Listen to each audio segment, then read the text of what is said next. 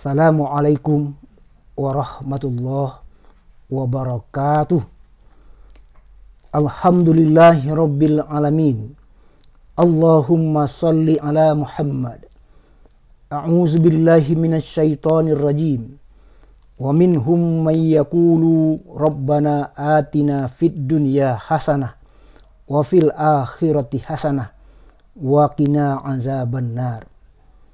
Kaum muslimin, para pemirsa sekalian dimanapun Anda berada, dalam menapaki hidup di atas dunia yang sementara ini menuju akhirat yang kekal abadi, setiap orang beriman mendambakan agar mereka selamat hidup dunia dan akhirat. Tapi ingat, tidak semuanya yang akan mendapatkan kebahagiaan hidup dunia dan akhirat itu. Paling tidak kita akan terbagi kepada 4 golongan.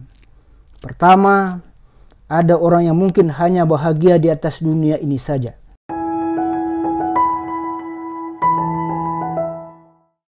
Serba berkecukupan, pangkat dan kedudukannya tinggi, bintang 4, memiliki gedung mewah, apartemen yang bertingkat, pasangan hidup yang menawan, istrinya 4. Tetapi kemewahan itu menyebabkan mereka lalai dalam mengingat Allah Subhanahu wa taala. Alhaakumut takasur hatta zurtumul maqabir. Bermegah-megah telah melalaikan kamu sampai ajal datang menjemput, sampai dia dimasukkan ke liang kubur. Orang seperti ini nanti akan mengalami kesengsaraan di akhirat. Yang kedua kebalikannya. Di atas dunia ini hidup pas-pasan, hidup menderita, bahkan di bawah garis kemiskinan. Tetapi kefakiran itu tidak menyebabkan dia kufur kepada Allah, bahkan semakin mendekatkan dirinya kepada Allah Subhanahu wa taala. Insya Allah, walaupun di atas dunia ini susah payah, di akhirat dia akan bahagia. Ada lagi yang menggenaskan, yang ketiga.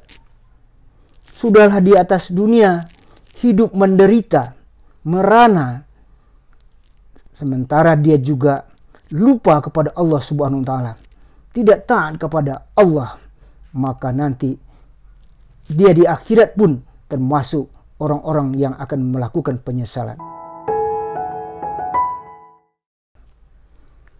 Dan yang keempat, yang semua kita rindukan, adalah mereka yang hidupnya di atas dunia ini baik, senang, bahagia, dan begitu pula nanti di akhirat dia juga akan mendapatkan kebahagiaan karena limpahan rahmat dan kurnia Allah itu semakin mendekatkan dirinya kepada Tuhan. Dia termasuk orang-orang yang memelihara ketaatannya.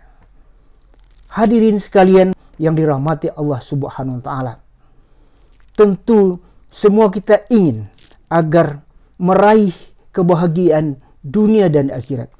Apa usaha yang dapat kita lakukan? Salah satu di antaranya adalah dengan bermunajat kepada Allah Subhanahu wa taala.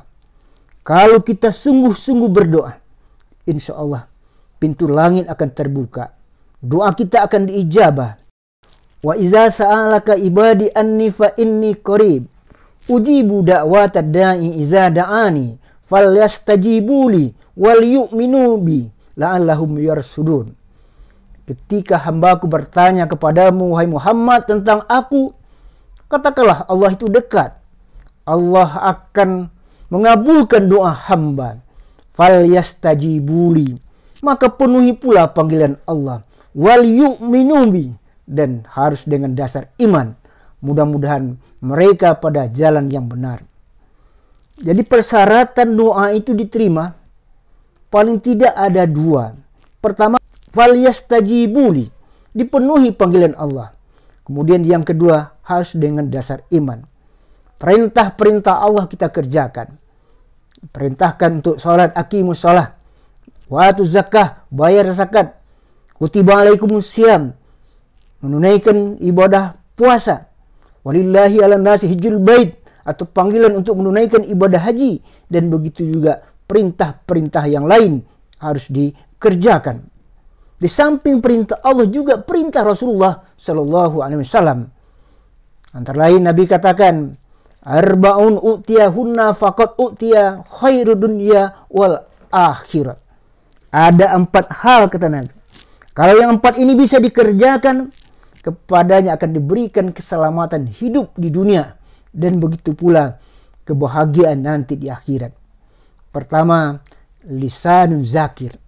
Mereka yang selalu lisannya zikir kepada Allah. Lidahnya senantiasa basah dalam mengingat Allah. Mengawali pekerjaan dia ingat Allah. Baca basmalah. Selesai baca hamdalah. Terlibat perjanjian-perjanjian, insya Allah. Terlanjur berbuat dosa dan kesalahan, istighfar, astaghfirullah. Nampak kebesaran keagungan Allah, Allahu Akbar. Di samping dengan lisan, hatinya juga zikir kepada Allah. Innallaha kana alaikum raqiba. Karena Allah selalu mengawasi, memonitor apa yang kita lakukan. Kemudian juga dalam bentuk perbuatan. Pemanya sholat tadi, aqimis sholah li zikri. Sholat, aqimis sholah li zikri. Sholat itu juga untuk ingat kepadaku, kata Allah. Hadirin para pemirsa yang dirahmati Allah Subhanahu wa taala. Kemudian yang kedua kata Rasulullah, wa qalbun syakir. Hatinya selalu bersyukur. Sekecil apapun nikmat Allah yang kita terima, kita rasakan, kita lihat, dia syukuri. Dengan demikian, kalau kita bersyukur, maka Allah akan menambah nikmat itu.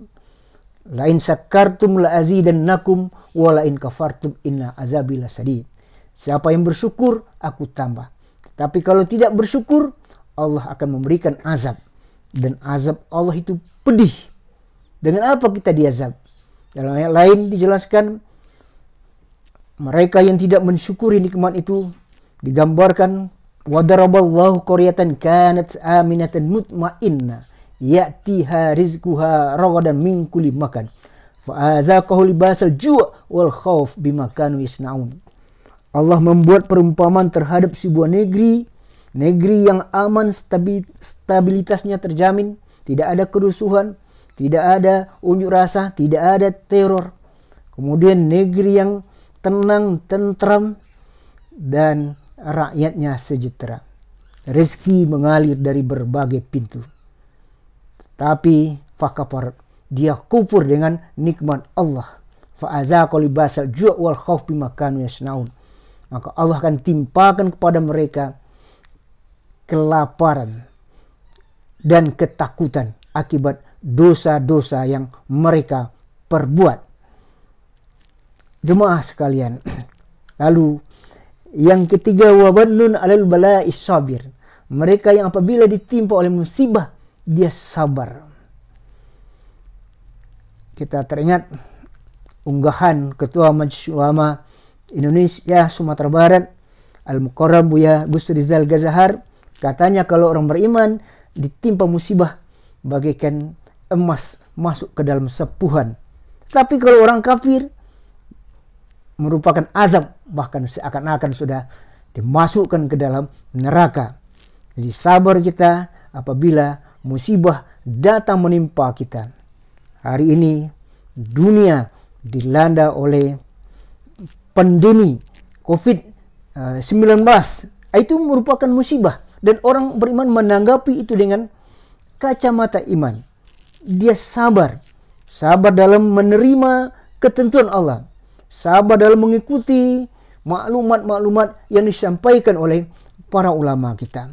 Sabar kita di dalam beribadah. Sabar kita di dalam menghadapi godaan nafsu dan sebagainya.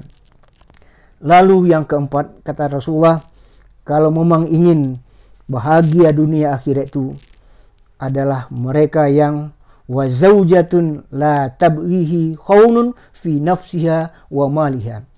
Pasangan yang tidak berkhianat, laki-laki yang dan perempuan yang menjaga kehormatan dirinya, menjaga hartanya. Artinya terbentuk rumah tangga yang islami, rumah tangga yang harmonis, yang sakinah mawaddah, yang saling empati, saling mempercayai, saling mencintai. bapak, ibu, anaknya semua dalam keadaan saleh. Wa man sholaha min abaihim wa azwajihim wa zuriyatihim. Dan mereka akan kembali ke tempat kembali yang baik. Ditarah biduk lawan ombak, diguntiang kain lawan angin, talih tamalih barang tangan. Seorang tagak di kemudi, seorang tagak di haluan. Kok lai pandai semua pandai, tapi jak ju tanah tapian. Tapi kok indak pandai semua pandai, karam di tengah kasadun. Dengan bermunajat kepada Allah Subhanahu wa taala yang diiringi dengan melakukan ketaatan, menjalankan perintah Allah dan Rasulnya, dan meninggalkan apa yang dilarang keduanya. Mudah-mudahan cita-cita kita untuk meraih kebahagiaan dunia dan akhirat itu akan menjadi kenyataan. Demikianlah tausiah ini disampaikan. Perbanyak maaf. Terima kasih atas perhatian. Assalamualaikum warahmatullahi wabarakatuh.